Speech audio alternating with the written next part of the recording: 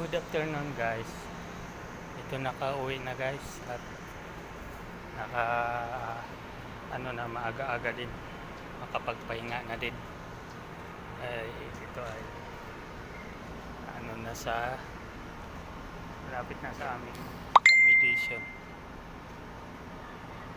Para makapagpahinga dito na ako sa pinto. Kaya guys ay ito ay medyo pagod. Kararating lang. Mainit pa din.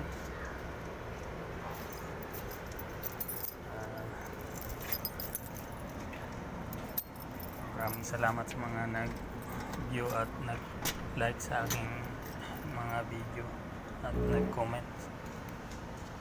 Maraming salamat sa inyo. At hindi ko kayo makakalimutan. Okay guys, bye-bye na po at andito na. Bye-bye.